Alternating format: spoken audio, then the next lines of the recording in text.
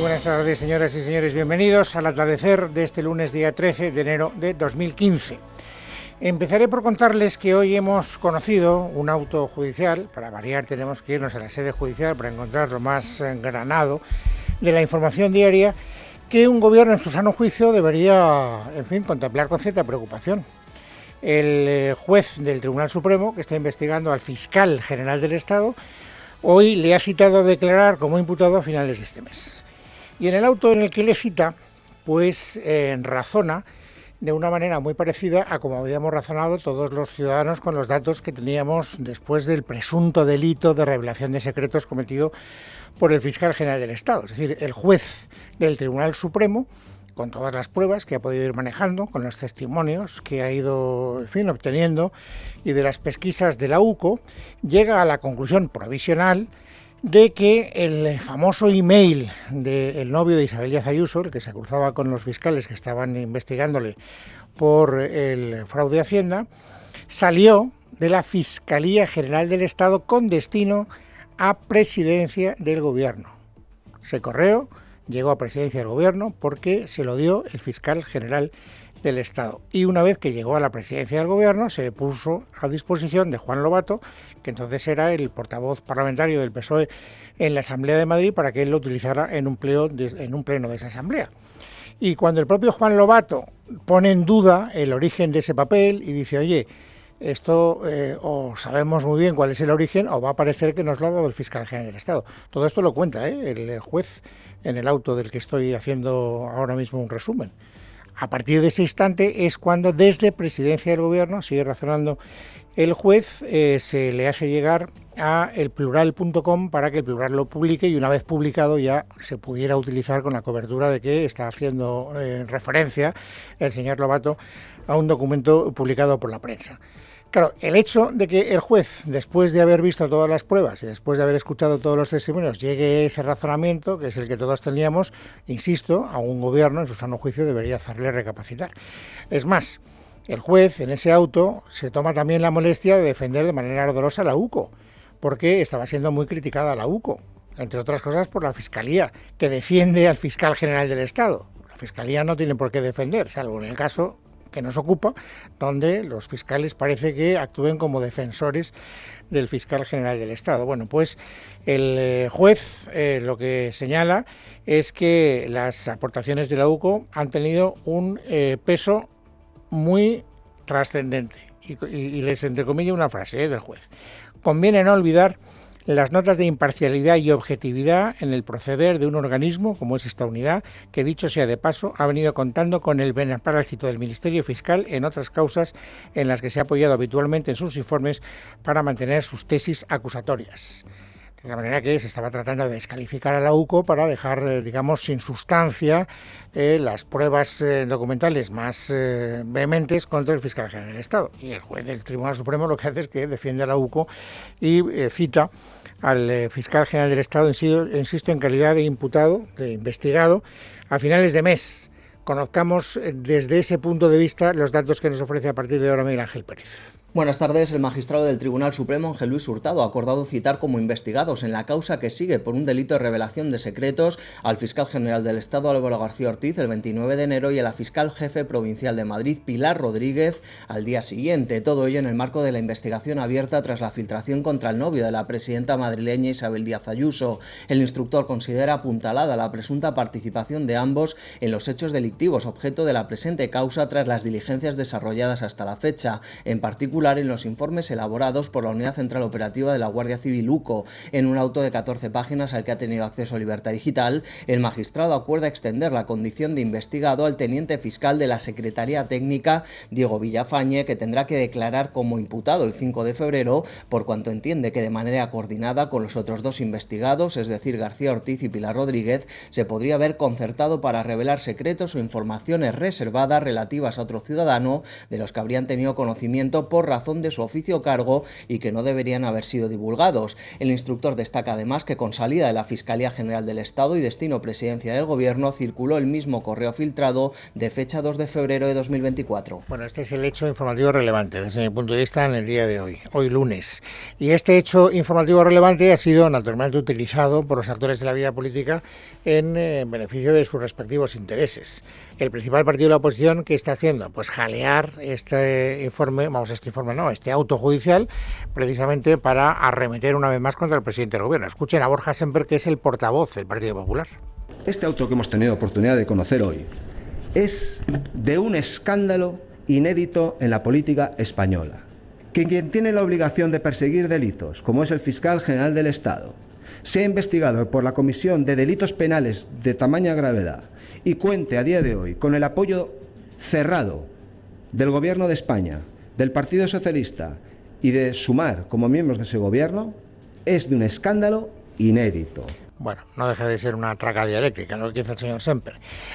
Saben ustedes que en esta historia hay un protagonismo especial de Isabel Díaz Ayuso, que es la presidenta de la Asamblea de Madrid, porque la investigación de la Fiscalía se estaba dirigiendo contra el novio de Isabel Díaz Ayuso, de tal manera que se está utilizando también para erosionar la imagen de Isabel Díaz Ayuso desde las filas socialistas cada vez que pueden.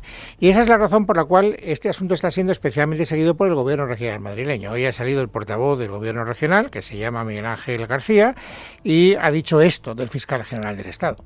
Aquí lo más relevante es que el fiscal general del Estado, más allá de ir a prestar declaración, lo que tiene que hacer es dimitir.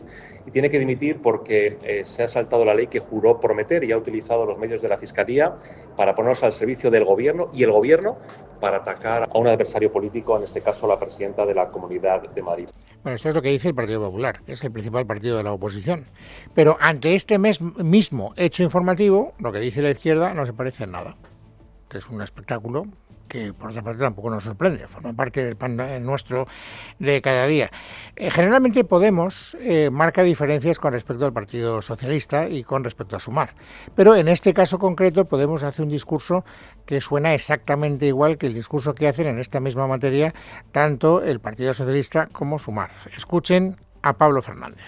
Hay que parar los pies a los jueces reaccionarios. Este es un claro ejemplo de lawfare, es un claro ejemplo de cómo se está utilizando la justicia en clave política y cómo, para proteger a Ayuso y a su pareja, pues vale todo. Es gravísimo que un juez del Supremo llame a declarar al fiscal general del Estado e imputa a su mano derecha y que, para el PSOE, el problema sea la acusación popular. Están a por uvas.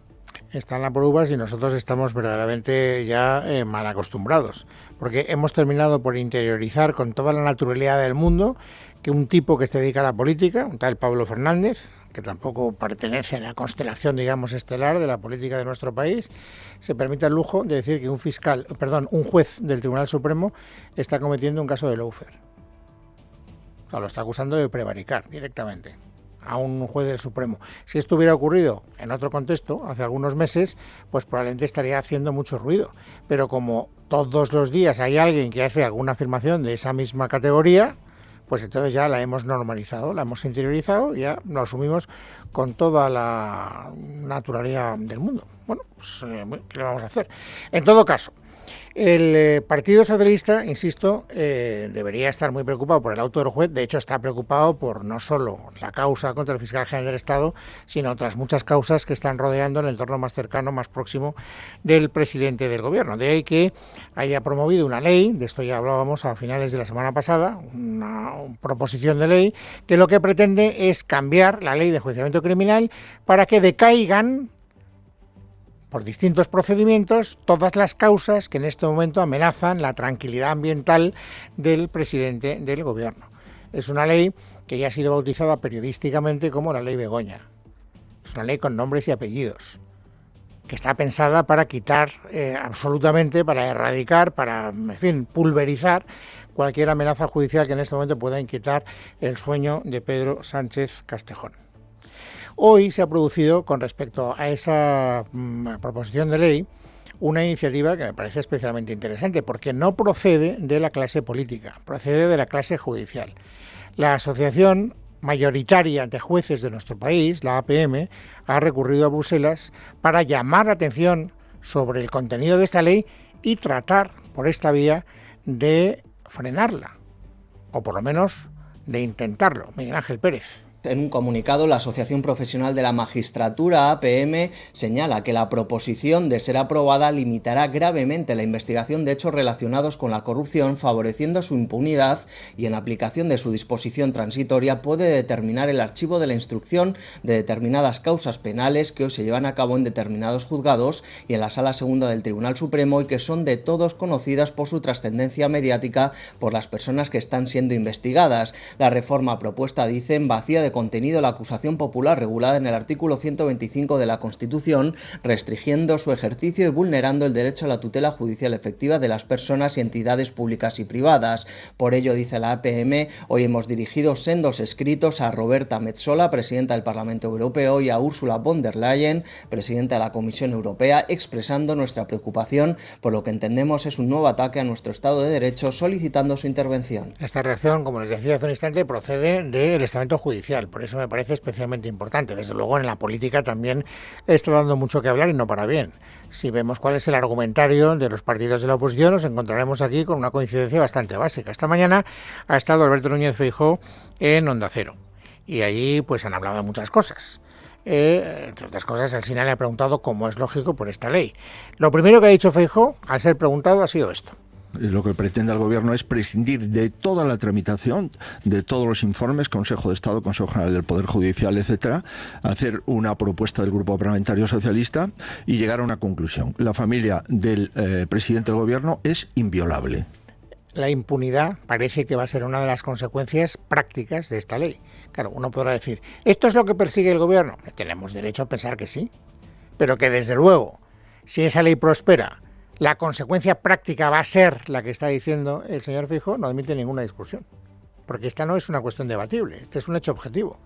Hay una disposición transitoria en esa proposición de ley que dice que todos los asuntos que estén siendo investigados tendrán que someterse a esas reglas y, por lo tanto, todos los procesos que han empezado por recortes de prensa o que tienen como acusaciones particulares a grupos vinculados con políticos, etcétera, pues entonces tendrán que decaer. Por lo tanto, el caso Begoña decaerá.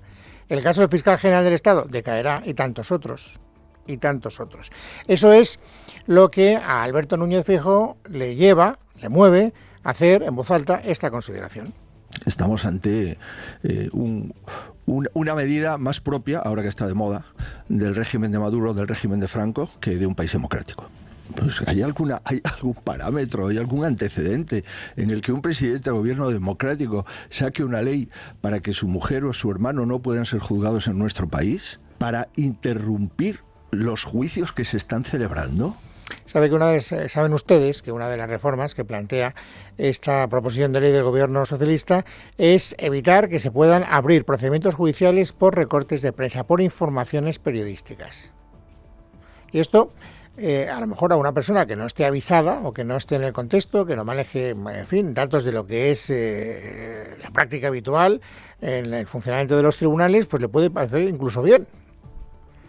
Pero fíjense, el señor Núñez Feijóo ha tenido la ocurrencia, a mí me parece que en este caso feliz ocurrencia, de recordar algunos de los casos que jamás se hubieran podido producir si esa reforma hubiera entrado en vigor con anterioridad. ¿Cómo es posible que las investigaciones de medios de comunicación periodísticas no puedan ser una fuente para presentar una demanda? No existiría el caso Nos. Oye, ahí se han sentado miembros de la familia real y han sido condenados. El caso Watergate con el señor presidente Nixon tampoco podría existir. El caso Gall. Y tantos otros. Las informaciones periodísticas ponen de manifiesto muchas veces conductas que tienen que ser investigadas por la justicia porque son comportamientos delictivos. ¿Y qué pasa? Que si un periodista hace bien su trabajo y denuncia una mangancia de un responsable político, por el hecho de que haya sido denunciado en un medio de comunicación ya no puede ser investigado. Es una barbaridad absolutamente cósmica, por decirlo de manera suave. También les decía que en el argumentario de los principales partidos de la derecha, en este caso concreto, ya veremos luego que no en todos los casos, pero en este caso concreto hay bastante coincidencia argumental. Lo digo porque también ha estado hoy en los medios de comunicación el presidente de Vox, Abascal, que hablando de Sánchez en relación con esta ley ha dicho cosas muy parecidas, aunque con otro tono y con otros adjetivos, a lo que decía Feijóo. porque Sánchez pretende ser el rey absoluto, pretende ser un jefe de Estado con plenos poderes, para que todos los que le rodean, todos los que dependen de él, desde su familia hasta su número 2, hasta el fiscal general del Estado, acaben siendo impunes y no paguen por sus delitos. Esta idea de la impunidad es lo que creo que efectivamente hacen bien en señalar, en este caso de manera, no diré concertada, porque no se han puesto de acuerdo, pero sí unánime, tanto el principal partido de la oposición como el segundo partido más importante, numéricamente hablando, en la bancada de la derecha. Abascal llega un poco más lejos a la hora de hablar del promotor de esta ley, es decir, del presidente del gobierno, pues dice cosas que a lo mejor Feijóo, por su talante más moderado, más tranquilo, no se atreve a decir. A lo mejor las piensa, pero no las dice. Abascal las piensa y las dice. Sánchez es más peligroso que nunca, porque es un delincuente pillado infraganti, que está dispuesto a cualquier cosa para eludir la cárcel.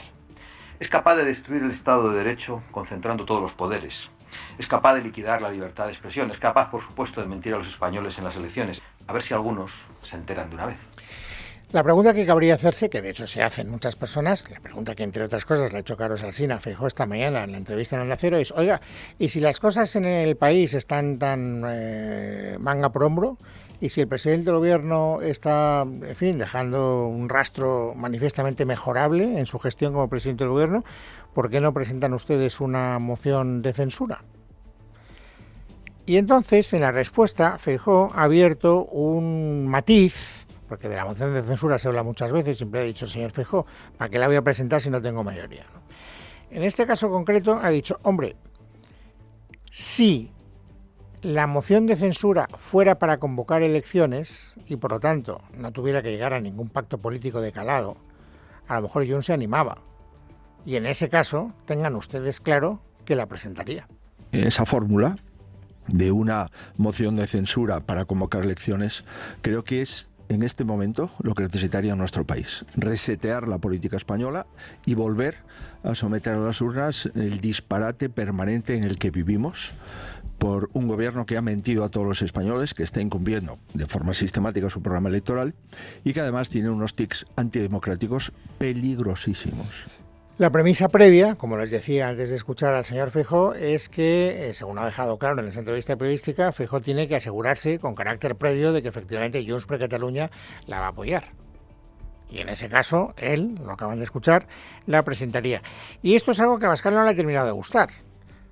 Dice, ahora lo van a escuchar, oiga, usted presente la moción y luego ya nos retrataremos los que nos tengamos que retratar. Que presenten la moción de censura. Es lo que yo hice. Y luego los demás que nos retratemos. Los demás que se retraten. El PP ya se ha retratado 2 veces frente a Sánchez en 2 mociones de censura presentadas por Vox, no apoyando ninguna de ellas. Bueno, ya saben ustedes que últimamente el señor Abascal está dando a entender que efectivamente si no hubiera ningún pacto político, es decir, que si el único objetivo de esa moción de censura fuera convocar elecciones, a ellos no les preocuparía coincidir con Junts per Catalunya. Esto no quiere decir que vaya a ocurrir, porque claro, esto la pelota la coloca en el tejado de Junts per Catalunya. ¿Y Junts per Catalunya qué haría? Bueno, pues respecto de esta cuestión hay una cita importante esta misma semana. En concreto el viernes 17. ¿Por qué? Porque el día antes, el jueves 16, la mesa del Congreso de los Diputados tiene que decidir si admite o no admite a trámite la proposición no de ley que presentó Junts instando al presidente del Gobierno a presentar una cuestión de confianza. Y Junts le dijo al Partido Socialista, en concreto a Sánchez, si esa proposición no de ley no prospera, si ustedes no la tramitan, den la legislatura por concluida. Y por lo tanto hay muchos analistas que piensan que efectivamente Junts per Catalunya puede pasar de las musas al teatro y el viernes de esta semana, si no se admite el día previo la tramitación de esa proposición no de ley, podría eventualmente sumarse a esa moción de censura instrumental presentada por el presidente del Partido Popular para convocar elecciones. En todo caso, hay 2 citas que no podemos perder de vista, viernes 17 y jueves 16. Verónica Jorro. Buenas tardes. Será el viernes 17 de enero a las 10 de la mañana en la capital belga cuando el fugado Puigdemont y los suyos aborden los posibles escenarios después de que la mesa del Congreso decida sobre esa cuestión de confianza que el partido reclama al presidente del Gobierno. Recordamos que la mesa de la Cámara Baja decidirá el jueves 16 sobre la admisión a trámite de la proposición no de ley registrada por Junts en la que exige la cuestión de confianza a Pedro Sánchez después de que el órgano rector del Congreso paralizase la tramitación a mediados de diciembre ante la carga jurídica que representa la iniciativa. Después de conocerse este aplazamiento, Puigdemont advirtió de que un portazo a la cuestión de confianza que plantea Junts habría llevado la legislatura al colapso. Bueno, ya veremos en qué se traduce esa amenaza de colapso y en todo caso no tendremos que esperar mucho. Esto es el viernes 17. Entre tanto, ¿en qué está el Gobierno? Pues en tratar de trasladar una cierta imagen de tranquilidad. Hoy el presidente del Gobierno se ha dedicado a presentar su plan de vivienda. Plan de vivienda que podríamos resumir en dos partes. Primero, yo tengo las buenas soluciones para arreglar los problemas que he heredado de los gobiernos que me han precedido. Naturalmente los gobiernos del Partido Popular. Rubén Fernández. Como si no llevase 7 años al frente del gobierno, Pedro Sánchez ha culpado del aumento de los precios de la vivienda durante los últimos años a la gestión que Mariano Rajoy hizo durante sus 7 años en la Moncloa y de paso criticar las que este fin de semana ha presentado Feijóo junto a los 11 varones del PP. Es que no se arrepienten, al contrario, quieren volver a esa política nefasta y luego que venga papá Estado y pague los platos rotos. Y con un lema claro contra los pisos turísticos. Lo que sobran son Airbnbs. Y faltan viviendas. Por eso ha anunciado un aumento de impuestos disfrazado con el eufemismo de reforma fiscal para que los pisos turísticos tributen como negocios. Otro más para limitar la compra de viviendas por parte de extranjeros no residentes, aumentando la carga fiscal hasta el 100%. Para sortear la oposición de las comunidades del Partido Popular a aplicar el control de precios, Sánchez ha prometido exenciones fiscales del 100% para los que alquilen el piso según el índice de referencia sin necesidad de que éstas se encuentren en zonas tensionadas, porque según Sánchez, esta norma se trata de una buena ley. Por mucho que digan los economistas libertarios, lo cierto es que la evidencia empírica lo que demuestra es que el control de precios funciona cuando viene acompañado de medidas estructurales que se aplican de forma coordinada y sostenida en el tiempo. Tras reconocer que la falta de suelo es una de las causas, el jefe del Ejecutivo ha prometido construir más vivienda y ha anunciado que la nueva empresa pública ya tiene 2 millones de metros cuadrados. En lo único que coincide con el PP es en la necesidad de impulsar la reforma de la ley del suelo. Hace unos meses ya firmó una proposición de ley con el PNV que fue retirada antes de ser votada debido a las críticas de Sumar, Podemos o Esquerra, que se negaban a votarla.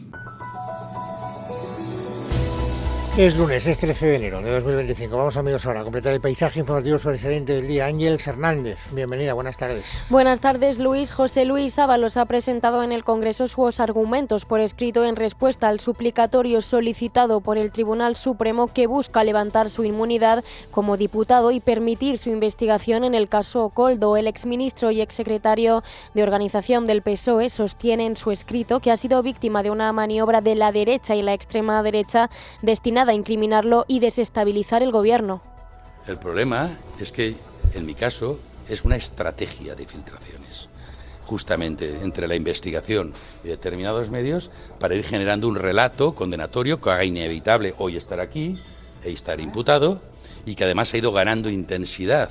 Es una novela por entregas diarias para conducir a esta situación.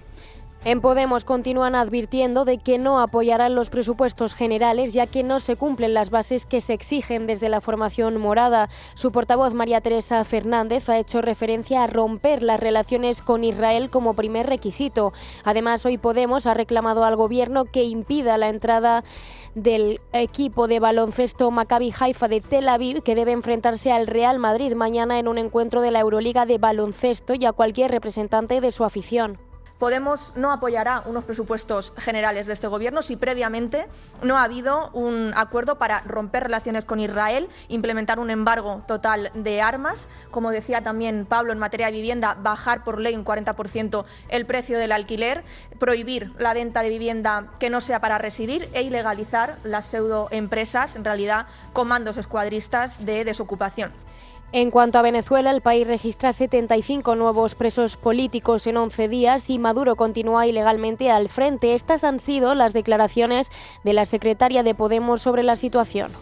Es un país soberano y quien decide quién es su presidente son los venezolanos y las venezolanas en elecciones. Lo que no vamos a hacer es pues apoyar a la derecha más golpista y reaccionaria de América Latina, como hace de manera absolutamente hipócrita el Partido Popular aquí, que se preocupa mucho por la democracia en Venezuela, pero le parece perfecto hacer negocios con países como Marruecos, que persigue activistas saharauis, o con genocidas como el Estado de Israel. Y en la misma línea ha respondido Irene Montero. Entonces, ¿Nicolás Maduro es o no un presidente legítimo? Es el presidente de Venezuela, eso no lo pone en cuestión nadie. Otra cosa es que haya muchos países que están pidiendo las actas o que están reclamando que la crisis política e institucional que se vive en el país se resuelva mediante el diálogo, mediante la negociación y, por supuesto, garantizando la libertad y la democracia y los procesos electorales en Venezuela, como se exige para cualquier otro país. Más cosas. Casi 3 meses después de la dana que acabó con la vida de 224 personas en Valencia, y el líder del Partido Popular, Alberto Núñez Feijóo, en una entrevista para Onda Cero, ha querido respaldar al presidente de la Generalitat, Carlos Mazón, alegando que ha realizado una enorme autocrítica y que ha asumido sus responsabilidades. Es un político que sigue trabajando. Y es un político que ha hecho una enorme autocrítica. Primero, ha comparecido en las Cortes a petición propia. Segundo, ha planteado una comisión de investigación para que se investigue de la A a la Z qué es lo que ha pasado, porque esto no puede quedar así. Insisto, esto no puede quedar así. Tercero, ha hecho una remodelación de gobierno. Y 4, sigue dando la cara todos los días, tomando medidas, tomando decisiones. Y último, ha unido su futuro político a el éxito de la reconstrucción. Así ha respondido Carlos Mazón a las palabras de Núñez Feijóo. Emocionalmente, sin duda. Lo que me extraña es que hay algunos que desde esa misma noche, lejos de sentirse noqueados emocionalmente o afectados emocionalmente, se pusieran a pagar publicidad en las redes sociales para convertirme en criminal. Esos no se sintieron noqueados emocionalmente. Desde luego, lo que sí que le puedo decir es que el dolor, el noqueo de dolor, en ningún momento nos ha afectado para el trabajo, para asumir las responsabilidades desde el minuto cero.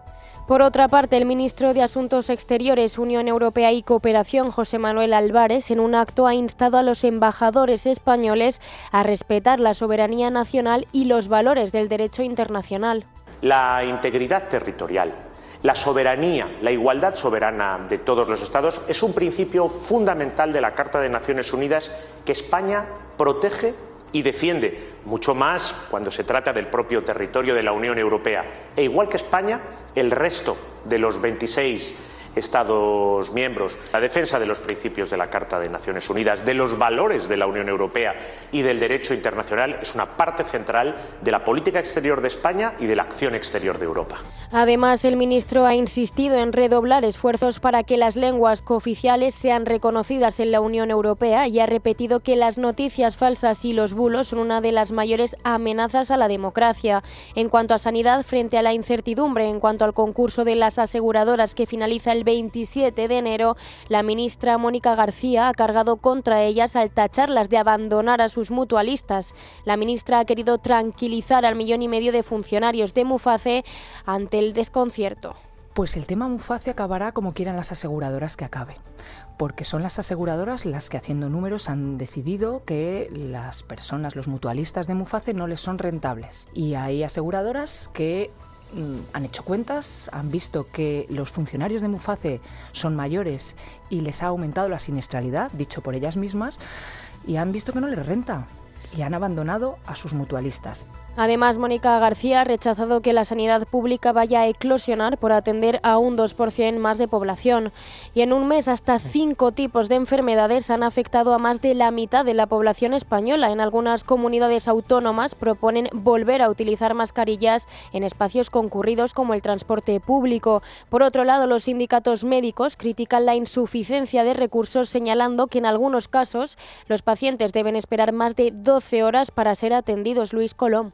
Resfriado común, gripe, virus respiratorio sincitial, gastroenteritis y COVID-19. Estos son los 5 tipos de virus que se encuentran ahora mismo entre nosotros y que ya han enfermado al menos a la mitad de la población. Según datos del Instituto de Salud Carlos III, se han impulsado por 4 los casos de alguna de estas afecciones en tan solo un mes. De hecho, los expertos creen que aún faltan 4 semanas para llegar al pico de la ola. En los hospitales y centros de salud la situación es delicada y desde el sindicato de enfermería SATSE denuncian la falta falta de recursos. María José García es su portavoz. Nos encontramos con unas urgencias que están sobresaturadas, colapsadas, con enfermos en los pasillos y enfermos a los que no se les está pudiendo atender de una manera adecuada. No es posible que se dé y que se permanezca esta situación de una manera continua en el tiempo, sabiendo que se va a producir y que las administraciones sanitarias, aunque dicen que toman las medidas oportunas para evitarla, al final vemos que no es verdad. Aragón y La Rioja ya han recomendado el uso de mascarillas en aglomeraciones y en el País Vasco se han suspendido los ingresos hospitalarios y las cirugías ordinarias. Por último, fuera de nuestras fronteras, al menos 24 personas han muerto hasta ahora a causa de los incendios en Los Ángeles, según el último balance ofrecido por las autoridades. De estos 16 fueron víctimas del incendio de Eaton y 8 del Palisades. Se espera, además, que la cifra siga aumentando a medida que se puedan identificar los cuerpos.